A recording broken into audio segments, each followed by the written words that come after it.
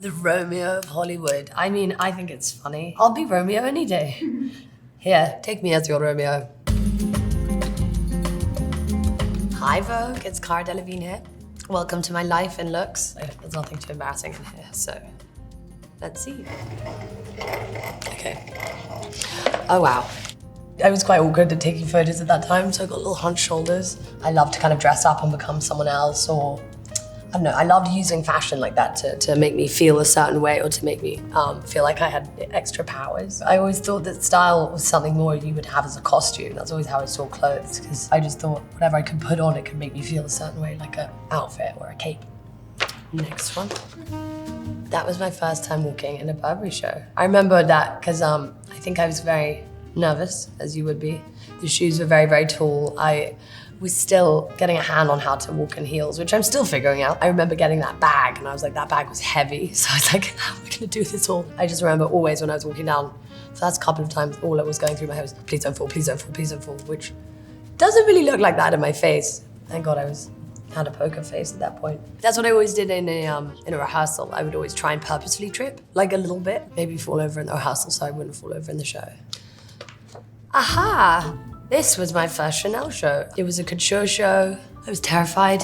When I get scared, I talk too much and I act erratically. I was very much just terrified, and I think I remember seeing Carl for the first time and just standing there awkwardly, not trying to look at him, and he just came up to me and said, don't worry, you're meant to be here. It made me feel very, very safe and secure, but it was amazing. It was set up like a plane and we were all like air stewardesses, but I really loved that show. It was really, really special. That was the beginning of my relationship with Chanel, which was absolutely wonderful. And Carl, who I love and adore still, definitely changed my life forever. He was a very private person, Carl, I think. He let the clothes speak for themselves, and I think when he did speak, what came out was his fashion, and he made it look so easy, everything he did, it just always came to him. But he was actually just very kind to people, and he very much, we made friends. There was just a lot of things that people didn't know about Carl, and that's what I always felt so grateful to have known all that.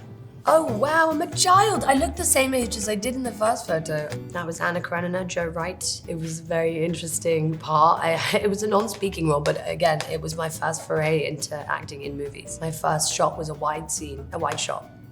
And I was sitting in a group of people and Joe Wright came up to me and he was like, stop trying to look pretty. Because I think for so long as being a model, I trained myself to know where cameras are and to know how to make my face look a certain way and look pretty, because I didn't feel that way. Kind of acting, I realized I had to unlearn all that I learned in modeling.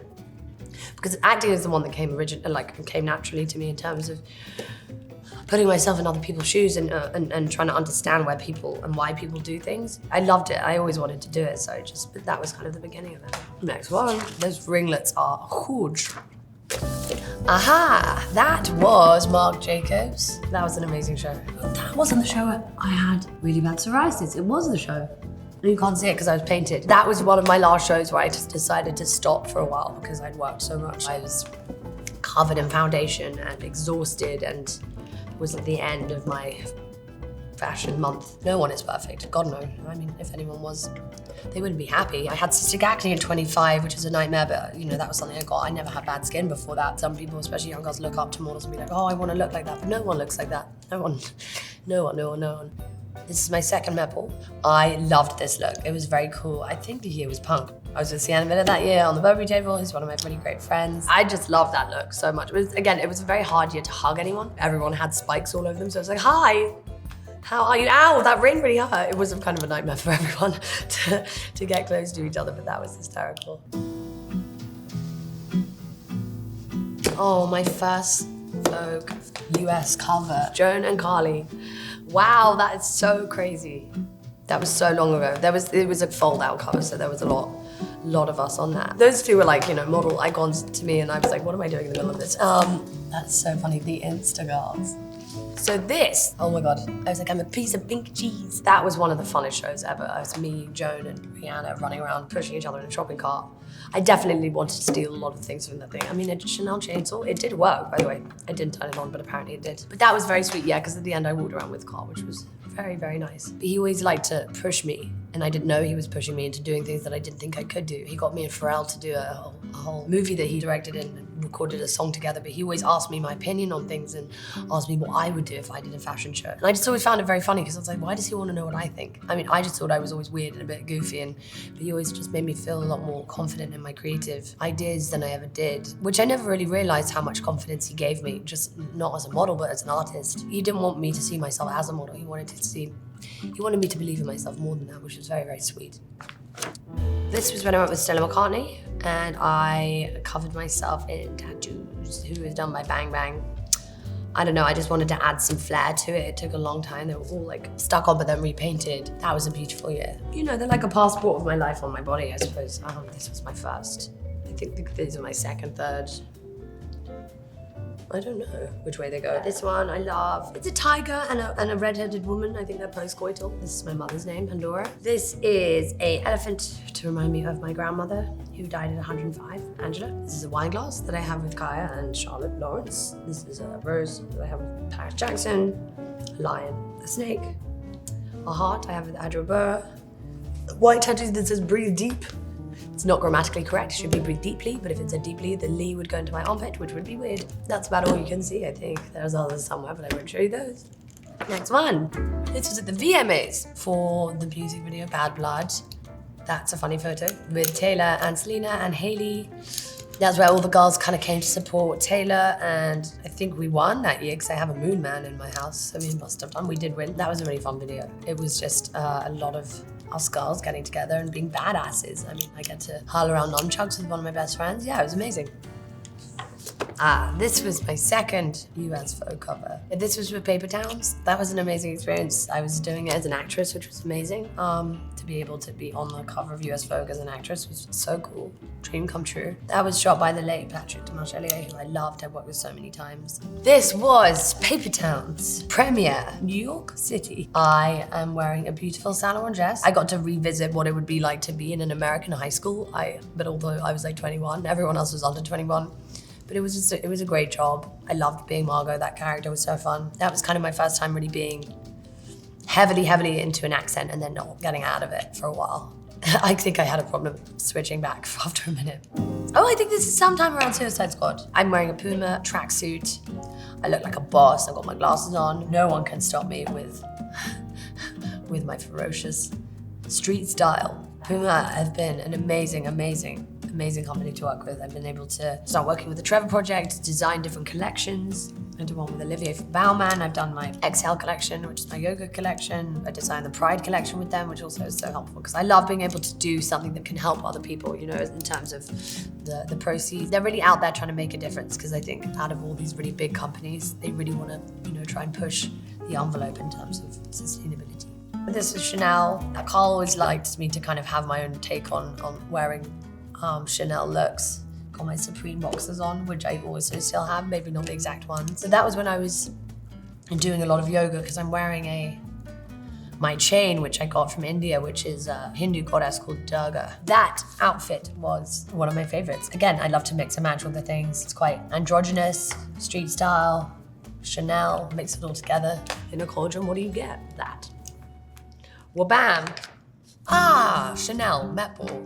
Sparkly, bald. So I had to shave my hair for my role in Life in a Year, which I was adamant about doing. That was done by my wonderful makeup artist, Romy. It was such a cool thing, because again, having your head painted and looking amazing. I mean, it was very, very cool. During that part that I did and during that time, I was quite self-conscious about my femininity and what hair actually meant to me and how much it really affected how I felt like a woman or not. And I think realizing how beautiful you can be and how, for me personally, I didn't realize how much hair meant that I could hide behind it and feel that way. So that was a really big moment for me to see that and be like, oh my God, I don't need eyebrows, I don't need hair to feel gorgeous, to feel feminine, to feel masculine, to feel good. I just needed to feel that within myself. This is one of my favorite looks, actually. Wow. This is Iris Van Herpen Valerian premiere in LA. That was major. That dress was so, so cool. I mean, the fact that you can't see anything like my nipples or my vagina is amazing.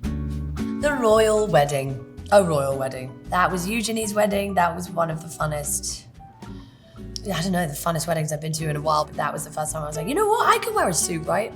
was a morning suit, I had a tailcoat. Also so much more comfortable, so much more easy, although I still was wearing heels. I love that look, the cummerbund, man. I got a little toothpick in, really using that moment. Love that. Next one, Chanel. That was the last Chanel show I ever did. That was an amazing one. It was really beautiful, really whimsical. You know, being able to kind of go back and do a collection with Karl Lagerfeld, really thinking about what he taught me. And I was thinking, God, what would Karl do? He would always take things that he knew best of himself. And so for me, it was, again, I don't even like saying genderless because I think all clothes, why do they have gender? Why does this have to be for a group of people? This have to be for another group of people? And to be able to bring sustainability into that, it just kind of meant something different for me. And again, the collection's subtle. They're not like huge, crazy things that you would see, but they're all pieces of clothing that I want people to have for a very long time, and I want anyone who wears it, for the clothes not to wear them, for them to wear the clothes and see how they wear it differently and to see what they do with it. So I kind of wanted it to be people's collection, not ours, I suppose. This is the Met Ball. This is it queer? What was the year? Camp. It should have been queer, okay? I think this was my favorite. Yeah, because that Kane was super glued in the car on the way there, which was hysterical. There were so many different options of what we were gonna do, and at the end of it, we were just like, let's do it all, because it's camp, why not? That headpiece halfway through had to come off my head, because that was hard. The chattering teeth were funny, because you could just wind them up and I was walking around chattering away. The next one. That was the Carnival Row press night in London. I'm wearing Balmain. Olivier is one of my closest friends, but he's also a wonderful, amazing designer. I love Balmain because it makes me feel just like so strong and so sexy, but still has that kind of masculine edge to it. So Carnival Row, I play Vignette Stomos. I am a fairy. It's kind of set in this neo-Victorian fantasy world. It's a beautiful show. It's about love, it's crime, it's mystery, fantasy, all of the things. Fantastic. Only Murders in the Building. That is Alice Banks. That is a character I'm playing on Only Murders in the Building.